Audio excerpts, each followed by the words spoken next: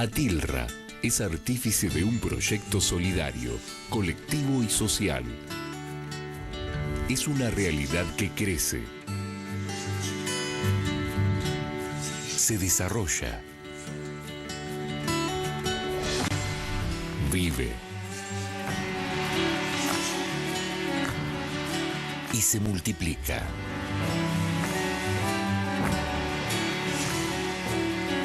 Pero sobre todo, permanece en el tiempo. Atilra, más de 70 años, sembrando de sueños el camino.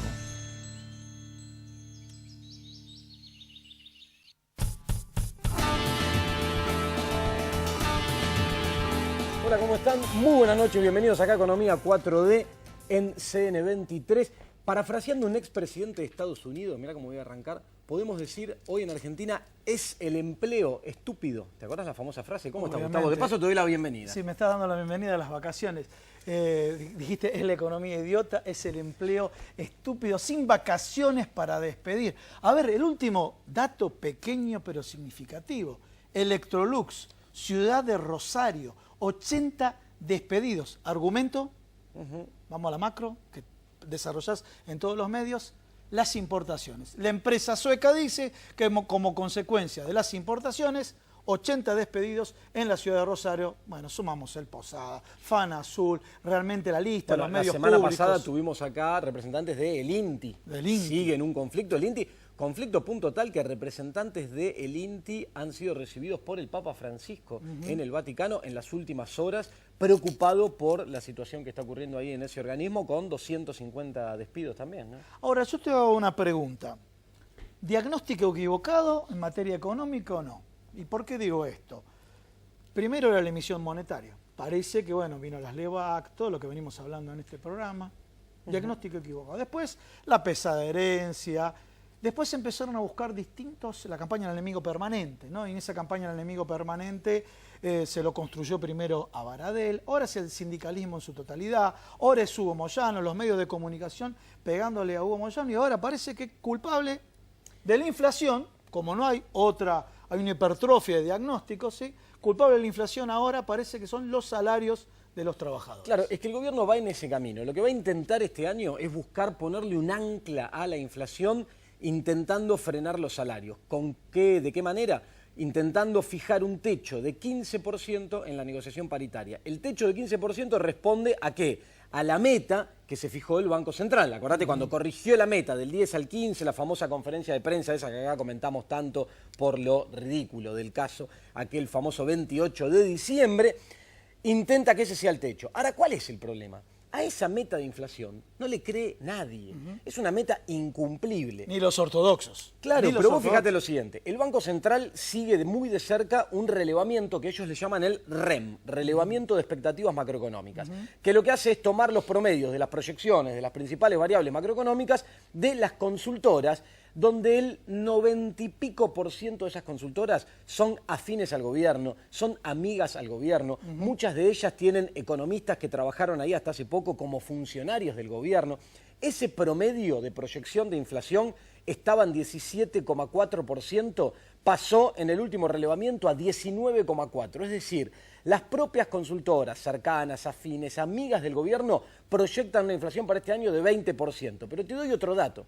Las consultoras 20%, privadas, pero le ponen el freno de mano. Obviamente, proyectan 20% porque esa afinidad con el gobierno les hace no poder sostener el 15%, que es insostenible a todas luces, pero tampoco decir otra realidad, claro, porque puede haber dicen enojo. el 15% no los contratan nunca más. Nunca más. Y si dicen la verdad, puede haber enojo de parte del gobierno y puede generarse algún cortocircuito. Ahora, cuando vos vas a las tasas de interés, por ejemplo, donde ya no es digo, no digo, sino pongo la plata o no pongo la plata, las tasas están bastante más arriba que eso y el Banco Central, aún queriendo bajarlas, no las puede bajar. Pero te voy a dar otro dato. Las consultoras privadas ya manejan estimaciones de inflación para el resultado de enero y de febrero. El de enero se va a publicar ahora el 15 de febrero oficialmente el INDEC y el de febrero, bueno, todavía estamos iniciando el mes. Las proyecciones de las consultoras privadas dan 2,5% mensual para ambos meses, tanto para enero como para febrero. ¿Qué te quiero marcar con esto? En solo 2 meses del año y de vacaciones, ya estarías alcanzando 1/3 de la meta para todo el año. O sea, desde donde lo quieras analizar, es imposible alcanzar esa meta. Sin embargo, con la idea de que el ancla sean los salarios, se intenta fijar ahí un techo para las paritarias. Hay otro tema también que nos llama poderosamente la atención.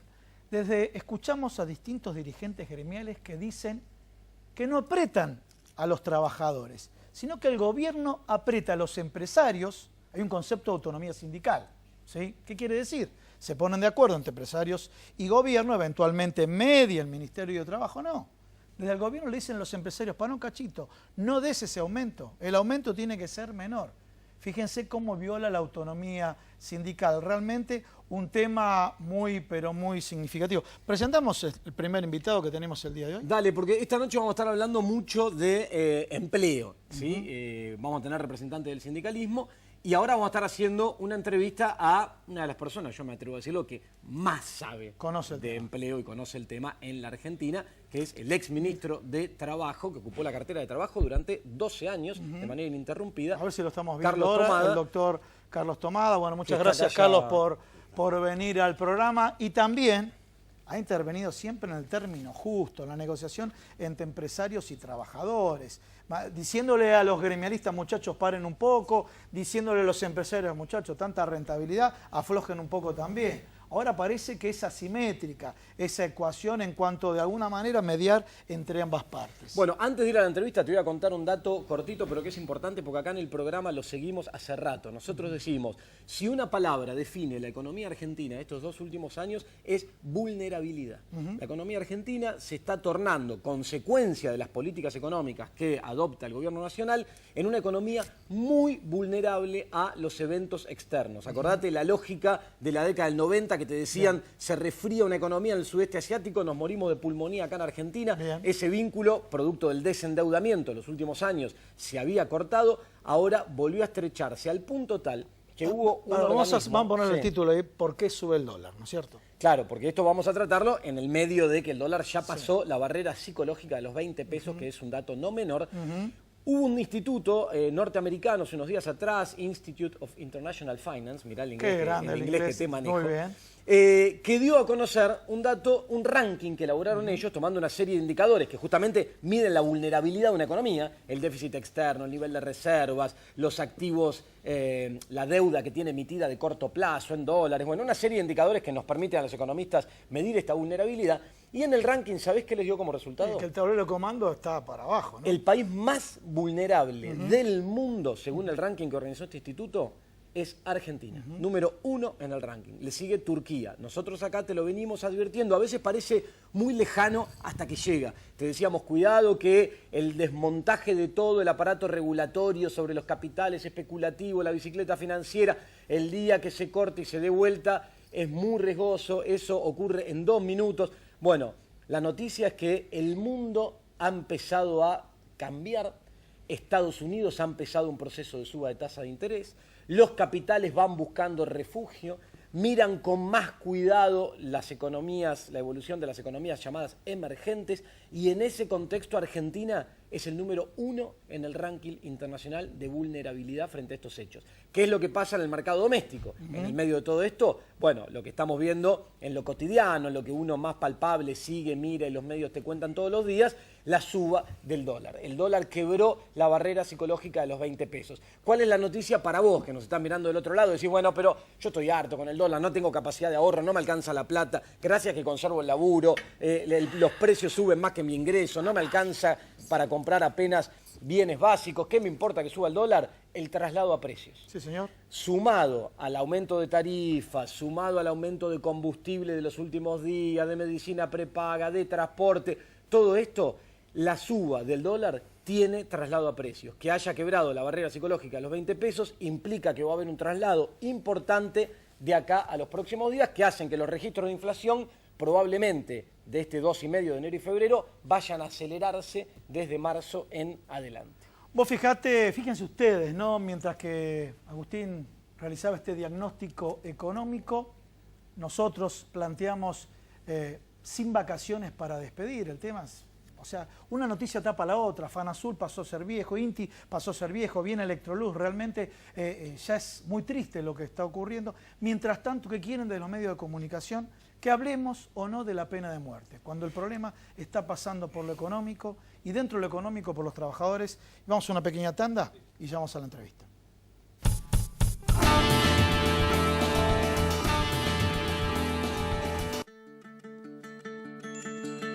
Atilra es artífice de un proyecto solidario, colectivo y social. Es una realidad que crece, se desarrolla, vive y se multiplica.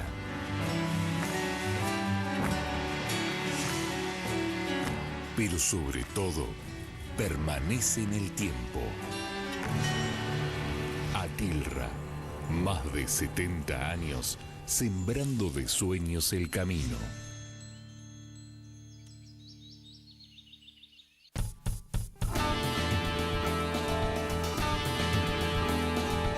Bueno, comenzamos el primer bloque, ya se acercó al estudio Sergio Palazzo, ustedes saben. También los medios de comunicación se ocuparon, así como dije, de pegarle al peronismo, también se ocuparon de decir cómo hace un paro ahora Sergio Palazzo, que hay varios días de vacaciones. Y también quiero recordarle a todos ustedes que Sergio Palazzo le hizo al gobierno anterior 15 paros, ¿no? Que es un dato también no menor. Bueno, usted estaba en el gobierno anterior. ¿Quiere que lo festeje? No quiero que lo festeje, pero para hablar de cómo se instala comunicacionalmente, Por supuesto. pegarle Bueno, a los pero trabajadores. Ni nos vamos a detener porque son situaciones incomparables. En realidad, porque los contextos eran abrumadoramente distintos. El diagnóstico que ustedes acaban de hacer, ambos, casi parecería la fundamentación del paro del 21 de febrero. Digo, ahí se encuentran los argumentos de por qué una gran mayoría de argentinos se va a movilizar, va a adherir, va a entender que está bien, como están dando muchas de las encuestas, de que está bien, que algo hay que hacer frente a una situación económica y social que no solamente no mejora, sino que no termina de arrancar. Y en todo caso, que cualquier símbolo o signo de crecimiento da cuenta de una progresiva y peligrosa transformación del escenario social. Y digo progresiva y peligrosa porque, por ejemplo, hablan del empleo que ha crecido, hablan de la cantidad de puestos de trabajo. Resulta que esos puestos de trabajo que se han creado, el 62% es trabajo precario, monotributistas y monotributo social. El 20% es empleo público. Y el resto, la gran mayoría del resto, es servicio doméstico. Empleo privado, registrado, 11.000. 11.000. ¿En qué periodo? En el año. En el año. En el año. 11.000. Entonces, está claro que esto genera un efecto cascada, porque va transformando de a poco una economía de salarios medios y de salarios altos en una parte de la sociedad en una baja, porque este tipo de empleo lo que hace es a su vez bajar la masa salarial disponible, lo cual hace a su vez que se modifique la distribución del ingreso en la Argentina y el capital hoy se lleva más que el trabajo. Sí, y en este contexto, Carlos, te hago una consulta, que quien está del otro lado a veces se pierde y quiere entender, porque los próximos días seguramente va a empezar la discusión sobre la reforma laboral. Muy brevemente, desde tu punto de vista, para quien nos está mirando y no termina de entender de qué se trata la reforma laboral, ¿podés resumidamente explicar de qué se trata la reforma laboral? ¿Por qué se opone? Me resulta un poco difícil explicarla porque yo tampoco entiendo bien de qué se trata la reforma laboral. Es decir, no entiendo ni siquiera ¿por qué estamos hablando de reforma laboral? Y de paso expreso también mi opinión sobre cualquier reforma laboral. Cualquier reforma laboral, cualquiera, que implique modificar derechos de los trabajadores, hoy en la Argentina no tiene sentido. No tiene no tiene razón de ser, no tiene fundamento. Primero, con la legislación que hoy todavía está vigente, la Argentina en un determinado momento histórico creó millones de puestos de trabajo. Estoy hablando de los 12 años de nuestro gobierno. Pero, o sea, que la restricción no viene por el lado de los derechos y de las normas laborales. Y segundo, realmente creer, porque si pasa la reforma laboral, ¿cuál sería el mensaje? Estamos tomando otra medida para mejorar la situación de la Argentina, de nuestro país, para mejorar la economía. Creer que la mejora de la economía de nuestro país depende de modificar los derechos de los trabajadores es lo que no debemos permitir, porque no es cierto. Porque no hay un argumento que justifique una reforma laboral que, por otra parte, digamos, ni siquiera es original. Sí. Ni siquiera es propia de la Argentina. La Argentina ya vivió esas etapas y no fue como no fue, pésimo. Pero además en el mundo, después de la crisis del 2008, se desparramaron por el mundo, en 103 países, según un informe de Naciones Unidas, reformas laborales del tipo de las que se han puesto en marcha en la Argentina. En los países centrales. ¿Me permites un paréntesis? Angela Merkel. Me suena, sí. ¿Sí? ¿Te suena Angela Merkel? Alemania, trabajadores industriales, trabajadores automotrices lograron reducir la jornada laboral, ¿no? Porque acá se habla de determinadas, le pegan a los docentes y demás con respecto a la jornada laboral, ¿no? Bueno, pero es un proceso, por eso digo que es un proceso mundial, que no tiene nada de original, no hay nada de nuevo ni nada de bueno en una reforma laboral, es simplemente plegarse a una directiva general del capitalismo en términos de cómo se reformula después de esa enorme crisis a la cual nosotros no le dimos, creo yo, a nivel mediático la importancia que tenía, o se trató de mostrar como que rápidamente se solucionaba, y la verdad que fue una crisis financiera que luego se transformó en una crisis económica y finalmente está significando una crisis del empleo a nivel mundial. Sí, claramente. Digamos, entonces, en ese contexto entra nuestra reforma laboral. En ese contexto y en 2 años, desde diciembre del 2015 a hoy, donde se han tomado todas las medidas que están, digamos, en el listado de medidas económicas para afectar el empleo. No solamente para resolver la economía, sino para hacer y generar este viejo Carlos, discurso de la teoría del derrame. Hay varios dirigentes gremiales que están diciendo, el caso, el que lo dijo recientemente fue Hugo Moyano, están apretando a los empresarios para que no cerremos un acuerdo cuando hay un concepto de autonomía sindical y de paritaria donde ambas partes intervienen. Este tema de apretar a los empresarios para que no dé aumento, no para que dé aumento. Es una buena pregunta, interesante, en el marco de un gobierno que utiliza el apriete y la amenaza como método, ¿no? Con una cosa muy notable que llama la atención, que es el tono celebratorio con que algunos medios escriben y describen estas actitudes extorsivas, por ejemplo, sobre dirigentes sindicales a los que se los amenaza con el riesgo de la cárcel o con el riesgo de denuncias y esa metodología es celebrada. Las intervenciones también son celebradas. Igualmente, igual que las intervenciones, igual que toda esta construcción progresiva de un escenario hostil al sindicalismo, por una razón muy sencilla. En la Argentina, un proceso de cambio de régimen para consolidar un cambio de paradigma en la Argentina es necesario debilitar al sindicalismo. Debilitarlo por represión, debilitarlo por cooptación, debilitarlo por fragmentación, pero debilitarlo de alguna manera. En nuestro país, como no en muchos, ¿no? Sí. Y en este contexto que describís, Carlos, y en tu diagnóstico sobre la reforma laboral, te llevo al plano más político. ¿Vos creés que hay margen, porque el gobierno va a intentar pasarla o entera o dividida en 3 o lo que sea? ¿Creés que hay margen de acá en adelante para eso? Yo creo que estamos viviendo un momento de reacomodamiento, tanto dentro del oficialismo como dentro de la oposición. Y creo que uno de los escenarios fundamentales va a ser el Parlamento. Y creo que tanto en un Senado, con la presencia de Cristina Fernández de Kirchner, si bien los números parecerían indicar una situación favorable para el oficialismo, me parece que el terreno del debate y la discusión va a ser muy diferente.